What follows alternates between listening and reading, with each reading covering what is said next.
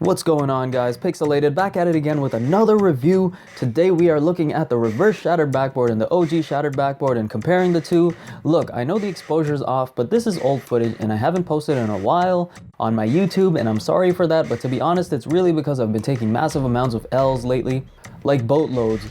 Like a lot, not like one or two here or there, but basically everything. I tried for all three of the Air Maxes that I liked and got none of them. The OG, the Atmos, the Masters. Once again, not a huge Air Max fan, but the Masters were on the top of that list. I tried for the Wangs.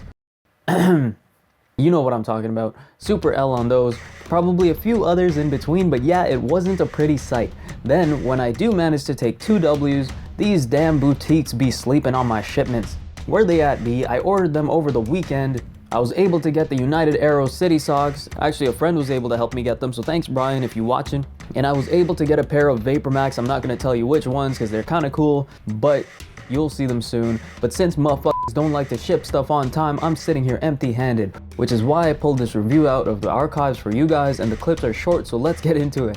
The Air Jordan 1 Reverse Shattered Backboard released on October 8th, 2016 in what seemed to be an unfairly limited number of stock. I actually had to pay resale for my pair because I took an L on release day. You can see the main color of this sneaker is orange, as the leather panels on the side, along the heels, eyelets, and mudguard around the toe box are all orange. The outsole is orange as well, while the midsole is off-white. This led to many jokes calling these the Home Depot ones or the Pylon ones. The orange panels are also made of a standard quality leather, nothing premium about them. They're pretty stiff. Then we have the off-white, or what Jordan Brand calls sail colored leather, along the mid panel and toe box.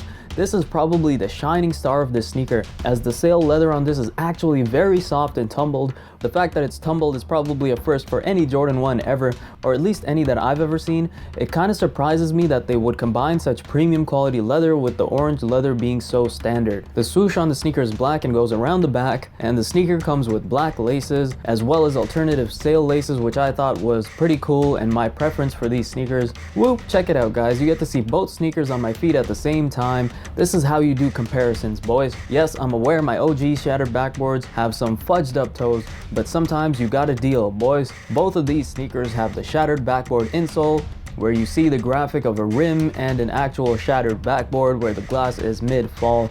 I thought this was pretty cool of Jordan Brand to do, especially since the insole is the graphic and not screen printed on there, which means it won't rub off with wear on the sneaker.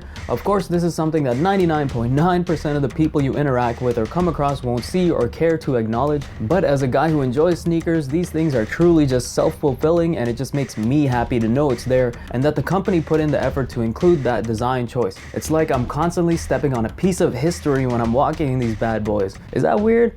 Anyways, seeing both on feet, which one do you guys think looks better? I honestly think they both look good in their own right, but if I had to choose one or the other, I might stick with the OG shattered backboard, only because the leather quality is so much softer when it comes to the overall sneaker. I personally like the tumbled soft sail panels on the reverse shattered backboards. When I first saw pics of them, I wasn't a fan because they kind of look like a wrinkly ball sack if ball sacks were off-white. Pause. But once I got them in hand, the leather looked much better, and I don't think pics do it justice in that way. Overall though, the rest of the OG shattered backboard just feels much better, and I do prefer overall soft leather versus just the mid panels having ball sack soft leather, and the rest of the panels have standard quality leather, which is the case with the reverse shattered backboard.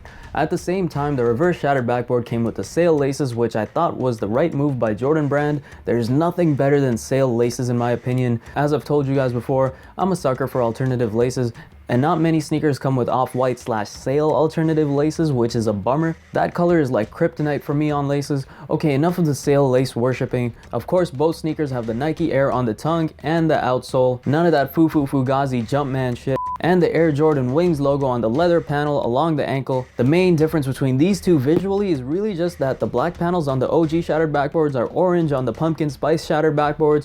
I mean the reverse shattered backboards. Anyways, I still think both are remarkable sneakers. Let me know what you guys think. And boom, here's a look at just the OG shattered backboards on foot for a better comparison. I don't know what happened to the toe box. I bought them dead stock off a trustworthy dude, but I guess the toe box panel is just like caved in or sunk in over time just because the leather is so soft. I'm not kidding you, the leather is ridiculously soft on these. I'm pretty sure you've heard that already, but here I am to reaffirm that notion. This is not a joke. It's a leather couch for your feet. The cushioning is the same as any Jordan 1, however, the nice graphic insole is a memory insole, but it's relatively thin, so don't expect any other type of cushioning. I know a lot of you new hypebeasts right now are thinking some type of cushioning to compare this to. Don't do it, it's not even close. At all. Also, if you've never worn Jordans before, as I'm sure there are a lot of you new guys out there, nothing wrong with that, just know Jordan 1s aren't very grippy in wet weather, so first of all, don't wear them for long walks around the city when it's raining. Second of all, check yourself in some sort of institution, because who goes for long walks in the city when it's raining?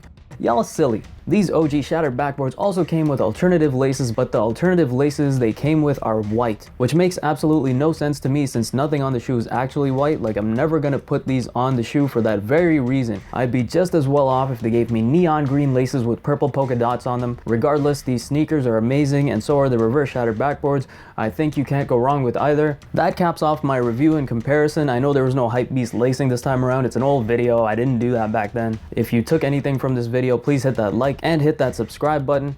You know what to do. Watch out for more juicy content. Haven, ship my goddamn shoes already. Catch you later. Pixelated out.